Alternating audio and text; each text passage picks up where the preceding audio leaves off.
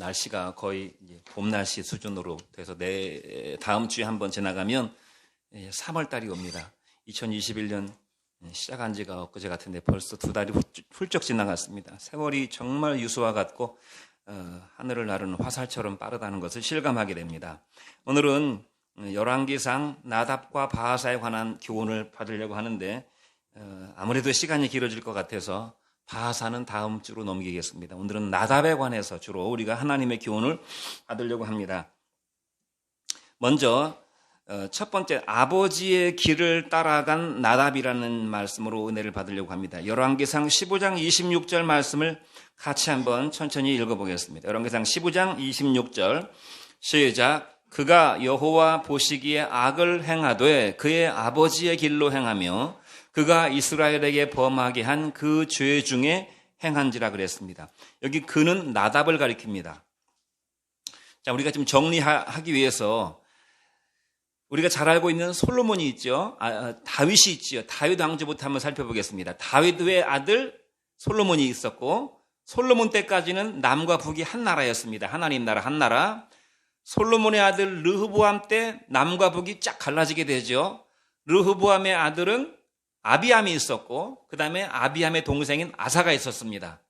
거기까지 일단 우리가 말씀을 통해서 배웠고, 그럼 북쪽은 어떻게 되었는가? 북쪽은 르호보암 왕 때 북쪽에서 따로 여로보암이라고 하는 사람이 일어나가지고 왕이 됐습니다. 그 여로보암의 아들이 누구냐면 바로 나답입니다. 나답의 아들은 왕이 되지 못하고 그 집안이 다 씨가 말랐습니다. 그리고 다음 주에 우리가 다다음 주에 말씀을 받게 될 바하사라고 하는 전혀 다른 사람이 쿠데타를 일으켜서 권력을 잡게 됩니다. 이스라엘의 역사는 이렇게 계속 쿠데타의 역사예요. 이제 계속 왕의 아들이 왕권을 유지하는 것이 아니라 계속 힘센 놈이 그 왕이 되는 그런 역사가 계속 반복되게 됩니다. 자, 바로 이제 그 여로보암의 아들 1대 왕, 북쪽 이스라엘의 첫 번째 왕이었던 여로보암이 죽고 그 아들 나답이 왕이 됐다고 그랬습니다. 그런데 그 나답을 가리켜 성경은 뭐라고 말씀하는가 하면 그가 여호와 보시기에, 하나님 보시기에 악을 행했다고 그랬어요.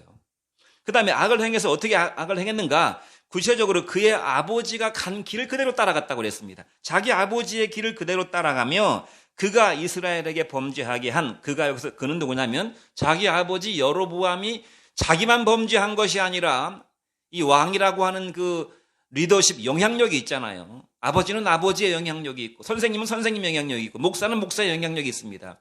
이 리더가 악을 행하는 길로 가니까 자기만 가는 것이 아니라 다른 사람들도 전부 그 죄악으로 끌고 갔다는 말입니다.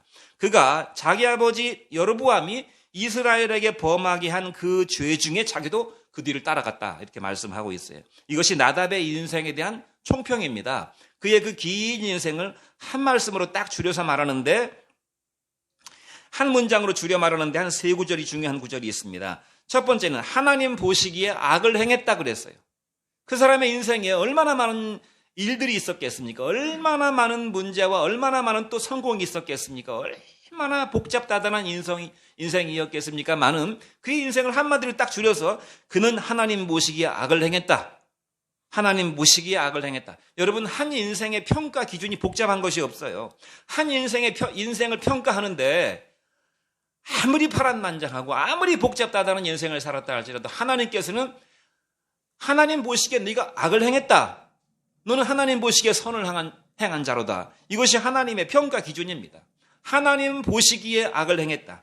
그 사람의 영원한 운명이 죽고 끝나는 것이 아니라, 우리 인생은 육체로 생을 마치게 되면 육체는 흙으로 돌아가겠지만 본래 흙에서 왔으니까 우리 영혼은 하나님께로부터 왔으니까 하나님께로 돌아가게 되는데, 선하신 하나님, 사랑이, 그 은혜가 영원하신 하나님 품으로 돌아가는 사람이 있을 것이고, 진노하시는 하나님, 심판하시는 하나님, 징벌하시는 하나님께로 돌아가는 사람이 있을 것입니다. 그런데 그 하나님의 선한 품에 돌아가느냐, 하나님의 분노의 심판대 앞에 서게 되느냐 하는 그 영원한 운명을 가르는 그 평가 기준이 무엇인가? 하나님 보시기에입니다.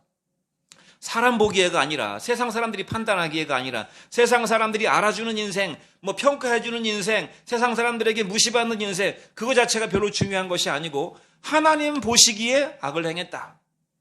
하나님 보시기에라는 말은 성경이 굉장히 많이 나옵니다. 하나님께서 태초에 천지 만물을 창조하시고 그 하나님의 형상대로 창조물의 클라이막스로 인간을 창조하셨죠. 그때 하나님께서 인간을 만드시고 첫 번째로 하신 말씀이 무엇입니까? 하나님의 보시기에 좋았더라. 우리 성경은 그냥 산문으로 서술 형식으로 되어 있지만 사실 원문은 그렇지 않아요. 히브리어 원문은 어떻게 되어 있는가 하면 하나님의 감탄문으로 되어 있습니다. 이야, 정말 좋구나. 하나님이, 우리가 여인이 그 엄청난 산고 끝에 자식을 낳고 산고를 싹 잃어버리고 자식을 보면서 감탄하듯이 하나님께서 우리 인간을 창조하시고 하나님의 보시기에 좋았더라.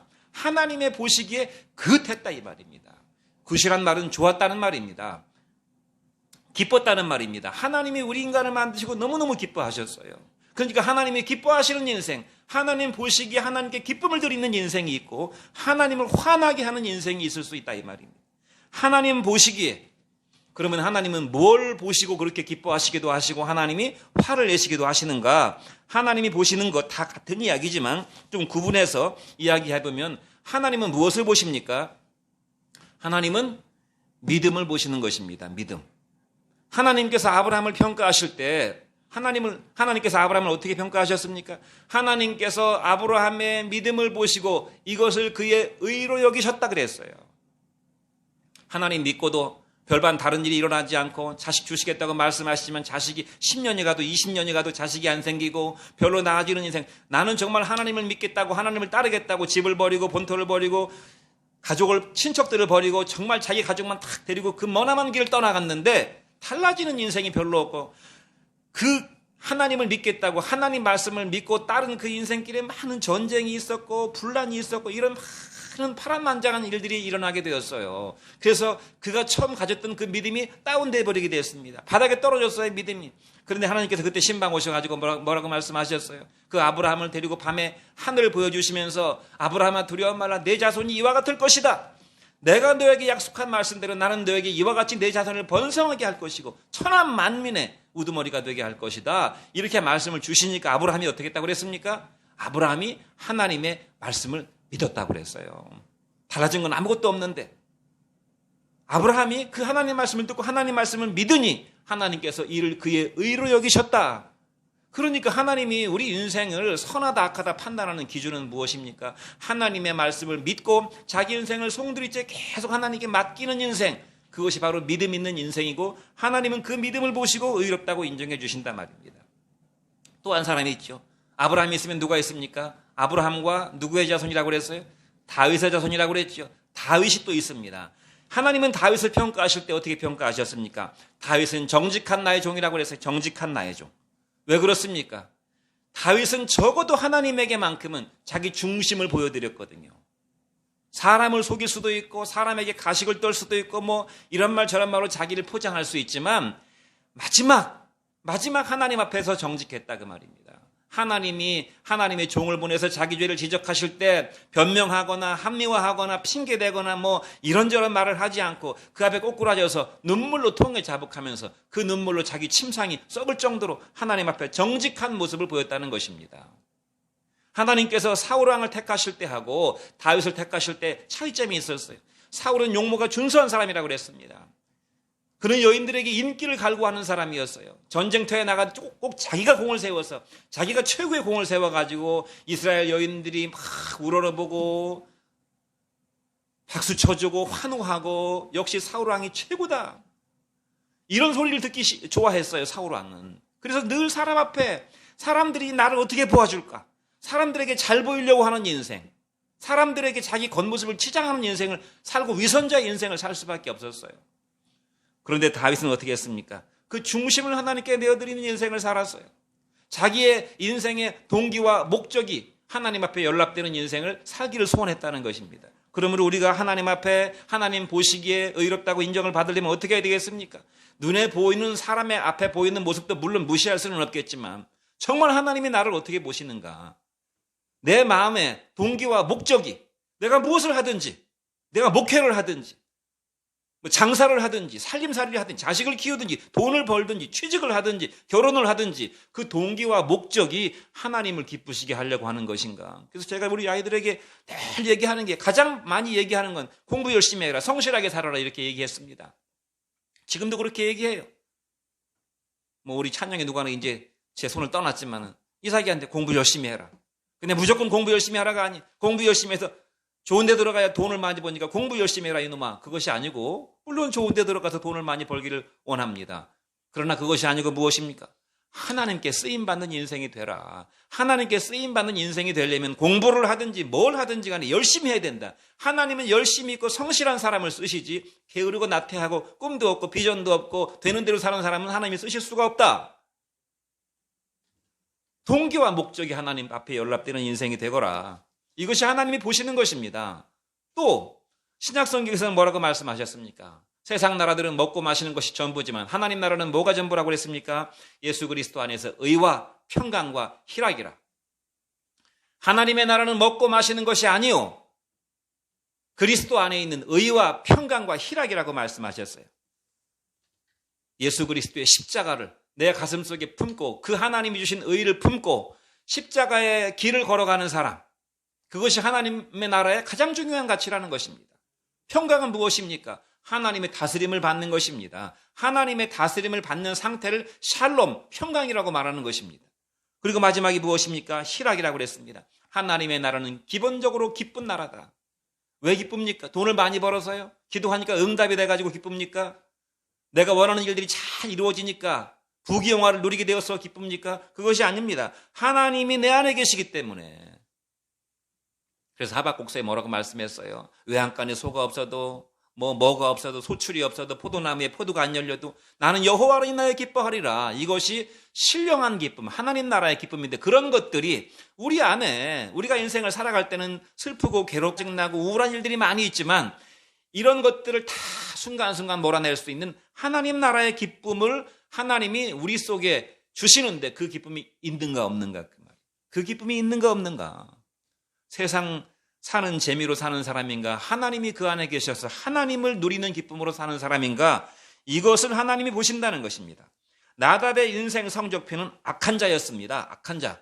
하나님께서 너는 악한 자로다. 하나님이 영원한 낙인을 딱 찍었어요. 인생을 다 끝마치고 하나님이 도장을 딱 찍는데 너는 악한 자라고 도장을 딱 찍어버렸다, 그 말입니다. 더 이상 이제 변개할 수가 없어요, 그 인생에. 여러분, 하나님으로부터 낙인을 받는다. 죄인의 낙인, 악한 자라고 하는 낙인을 받는 것이 어떨지는 받아봐야 알겠죠. 그러나 우리가 미루어 짐작할 수 있습니다. 하나님으로부터 악한 자라는 낙인을 받는 순간 지옥의 시작이에요. 죄수가 재판장으로부터 너는 죄인이다, 너는 징역 20년에 처한다, 너는 무기징역에 처한다, 그 낙인을 받는 순간 감옥살이는 시작되는 것입니다. 그거하고 마찬가지로 우리가 하나님으로부터 영원한, 하나님으로부터 악한 자라, 너는 악한 자로다, 이런 평가를 받는 순간 지옥이 시작된다, 그 말입니다. 여러분, 우리가 인생 사는데 맛있는 걸 못 먹어서, 좋은 차를 못 타서, 좋은 환경이, 좋은 집에서 못 살아서 불행한 것보다도 왜 불행한가, 왜 참 인생살이가 힘든가 생각해 보면요, 인간관계 불화에서 오는 것 때문에 되게 다 불행하고 힘든데요. 왜 우리가 인간관계를 불화합니까?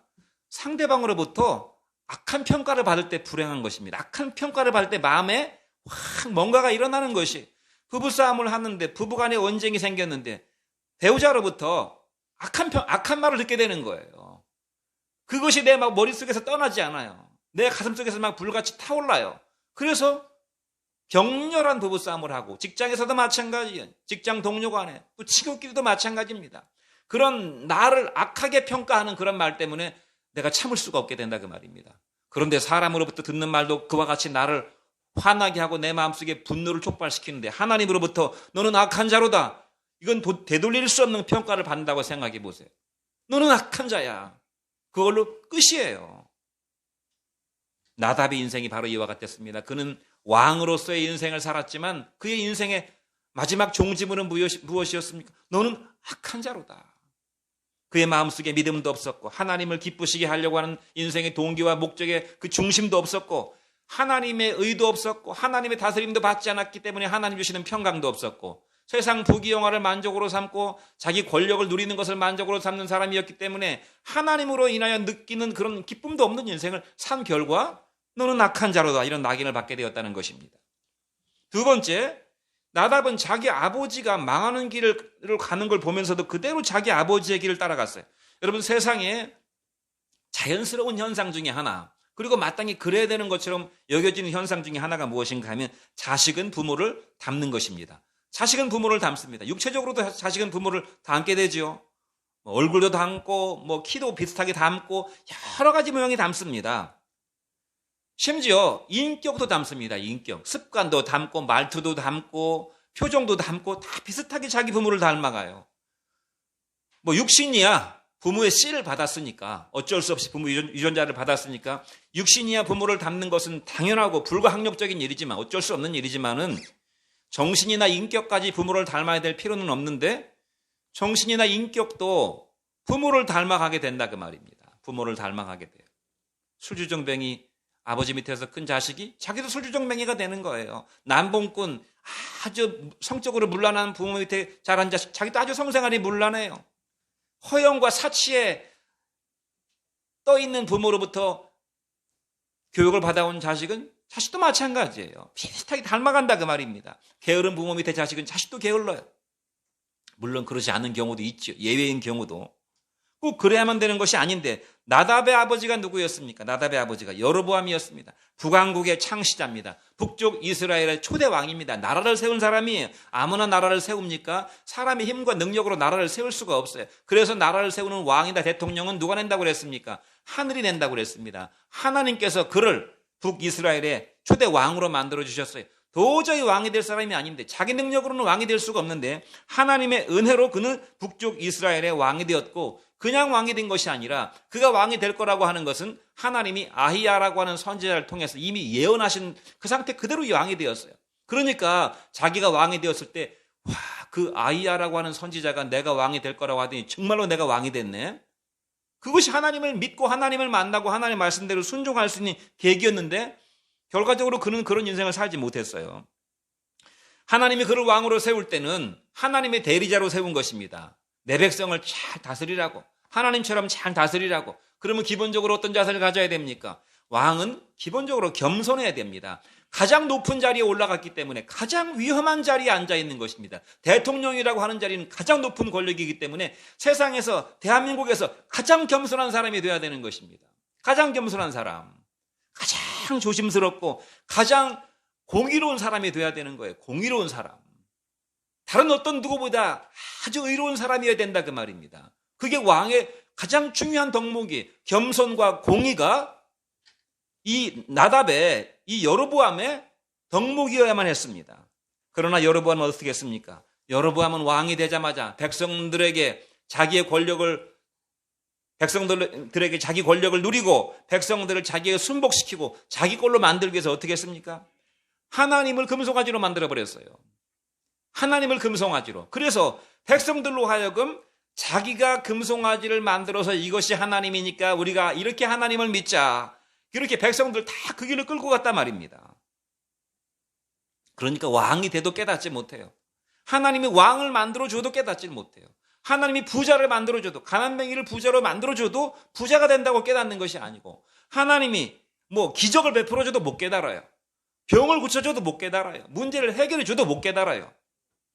그래서 깨닫는 것이 가장 중요한 축복입니다. 깨닫지 못하면 무슨 소용이 있습니까? 부자가 된들 무슨 소용이 있고, 대통령이 된들 무슨 소용이 있고, 재벌이 된들 무슨 소용이 있어요? 깨닫지는 못하는데. 깨닫지 못하는 자는 멸망하는 짐승과 다를 것이 없다고 그랬어요, 성경에. 그러면 왜 여로보암은 금송아지를 만들어가지고 이것이 하나님이니까 하나님을 금송아지로 만들어버렸는가? 왜 그렇습니까? 왜 그냥 하나님을 하나님으로 믿게 하지? 왜 금송아지를 만들어서 사람들로 하여금, 야, 이것이 우리를 하나님께서 애굽에서 인도해내시고 우리로 하여금 북쪽에 나라를 세우게 하신 바로 그 여호와 하나님이다, 우리가 이것을 하나님으로 믿자. 왜 이런 식으로 하나님을 금송아지로 만들었는가 그 말입니다. 왜냐하면 백성들의 마음을 사는 아주 쉬운 길이었기 때문에 그렇습니다. 여러분, 사람들이 인생살이가 힘들고 빡빡하고 먹고 사는 것이 만만치가 않고 축을 하고 이래야 겨우 뭣좀 먹고, 금부치 같은 것들은 그야말로 동경의 대상, 선망의 대상이죠. 그런데 황금으로 송아지를 만들어가지고, 더군다나 송아지는 풍요와 다산의 상징 아닙니까? 농경문화권에서는 거의 신적인 존재예요. 송아지가 없이는, 소가 없이는 농사를 지을 수가 없어요.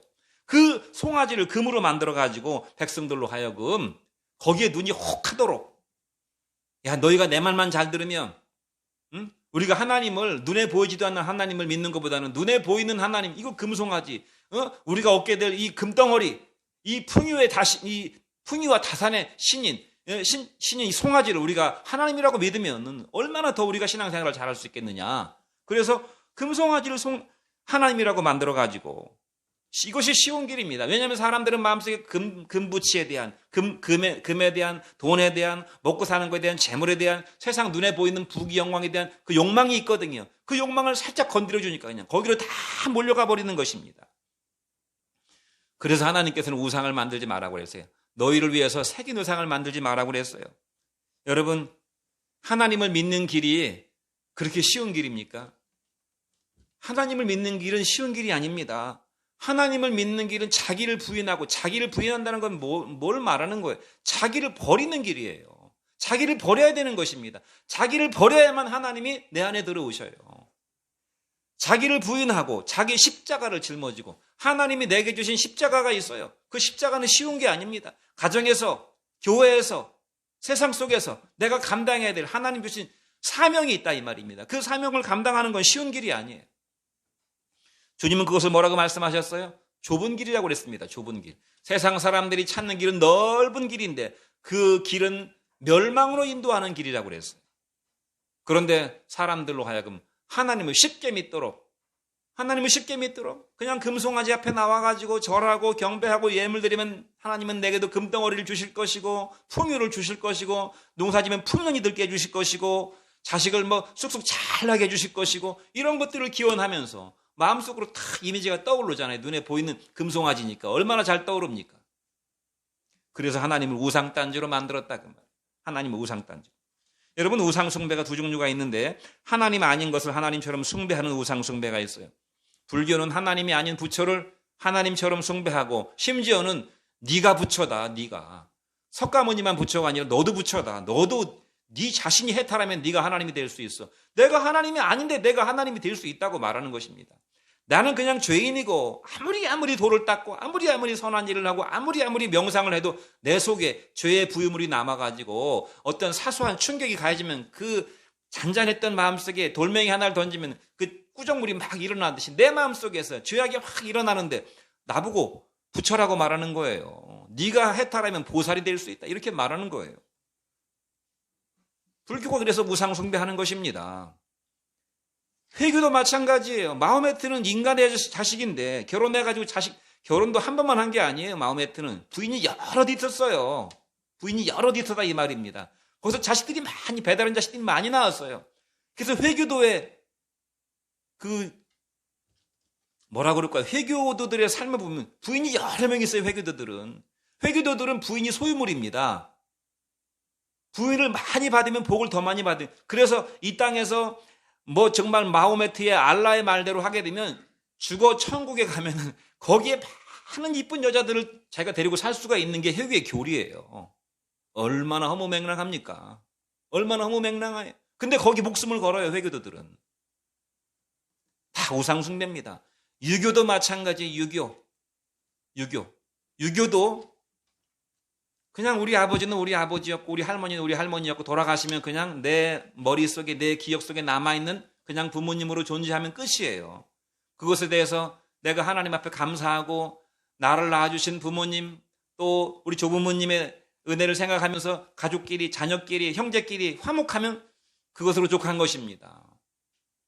그런데 그 조상신에게 복을 달라고 제사를 지내면 안 되는 거예요. 그게 바로 우상숭배입니다. 힌두교도 마찬가지예요. 기타 영적인 존재들에게 자기 인생과 자기 운명을 의지하는 무당을 찾아가고 점쟁이를 찾아가고 사주를 보고 궁합을 보고 이런 것들은 다 하나님 앞에 우상숭배입니다. 이것들이 바로 하나님을 알지 못하는 이방인들이 저지르는 죄악입니다. 우상숭배. 그런데 심지어는 하나님 믿는 백성들, 하나님 말씀을 듣고 하나님 은혜를 받은 백성들도 하나님을 하나님이 아닌 하나님을 우상화하는 죄악에 빠지는 경우들이 허다히 많습니다. 그것이 무엇입니까? 하나님의 인격과 하나님의 본질을 쏙 빼버리고 껍데기 하나님을 믿는 것입니다. 주님 말씀대로 하면 뭐냐면 입으로만 주여 입으로만 주여. 하나님의 본질과 인격을 삭제해버립니다. 그리고 하나님의 말씀을 왜곡시킵니다. 하나님의 말씀을 변질시켜서 금송아지를 하나님이라고 얘기하는 것입니다.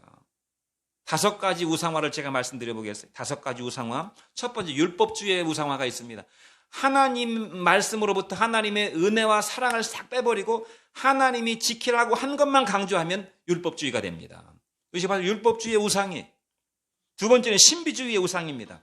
하나님의 말씀으로부터 현실을 삭제해버려요. 무슨 말입니까? 야, 먹고 사는 거 중요한 거 아니야. 야, 가정생활 중요한 거 아니야. 야, 직장생활 중요한 거 아니야. 하나님 앞에 기도만 하면 다 되는 거야. 하나님하고 나하고 직통하면 되는 거야. 그래서 자기가 해야 될 현실을 싹 잊어버려요. 여러분, 우리가 신앙생활은 현실에 발을 딛고 하는 것입니다. 천상에 올라가는 게 아니에요. 힘든 가정생활, 어머니로서, 아버지로서, 그 다음에 자식으로서, 직장인으로서, 학생으로서 자기 현실에 충실하게 자기 사명을 감당하면서 해야 되는 것이지, 다 내려놓고. 그러니까 그런 사람들은 이상한 거를 보게 되는 거예요. 현실을 모르니까, 현실에서 떠나버렸기 때문에 이상한 걸 보게 되고 이상한 걸 듣게 되고 거기에 빠져버린다 그 말입니다. 이것이 바로 신비주의의 우상이에요. 하나님은 현실 속에서 역사하신 하나님이셔요. 아브라함의 인생을 보세요. 아브라함이 현실이 없었습니까? 야곱과 이삭을 보세요. 다 그들은 정말 절박한 인생을 현실 속에 살아갔던 사람들이에요. 신앙은 현실 속에 존재하는 것입니다. 세 번째는 해방신학입니다. 해방신학이란 말은 요즘은 잘 쓰지 않지만 사회주의 신학이에요. 마르크스가 만들어낸 신학입니다. 뭔가 하면 이 신학은 하나님으로부터 공평을 없애버렸어요. 공평. 하나님은 공평하신 하나님입니다. 공평하시다는 말은 어디에 치우치지 않는다 그 말입니다. 그런데 이 사회주의 신학자들, 해방신학자들은 뭐라고 말씀합니까? 하나님은 노동자와 농민들의 편이다. 하나님은 약자의 하나님이다. 하나님은 약자의 하나님이라. 소외받는 자들의 하나님이다. 하나님은 가난한 자들의 하나님이다. 그래서 하나님이 마치 그들의 편인 것처럼. 하나님은 가난한 자의 하나님이 아니에요. 하나님은 약자들의 하나님이 아닙니다. 하나님은 누구를 편들어주는 하나님이 아니에요. 약자든 가난한 자든 뭐 소외받은 사람이든 병자든 다 하나님 앞에 똑같은 죄인들이에요. 하나님은 부자와 가난한 자, 약자와 건강한 자를 따로 편애하지 않습니다. 그런 자들이 그런 약자들 뭐 노동자들 팔아가지고 약자 팔아가지고 무슨 정신대 할머니 팔아가지고 뭐 무슨 세월호 팔아가지고 다 자기들 욕망을 채우는 자들이 공산주의자들 보세요. 노동자 농민 팔아가지고 공산당이 영원무궁한 일당 독재를 하고 있잖아요. 이 해방신학자들이 얼마나 위선자들인 줄 아세요? 분별해야 됩니다. 하나님은 누구의 편을 드는 하나님이 아니라는 사실. 우리가 하나님 편에 서야지 하나님은 누구도 편들어주는 하나님이 아니라는 사실입니다. 네 번째는 자유주의입니다. 이것은 신비주의와 정반대예요. 하나님 말씀에서 신비와 기적을 다 빼버렸어요. 그래서 하나님 말씀을 윤리와 도덕책으로 만들어버렸어요.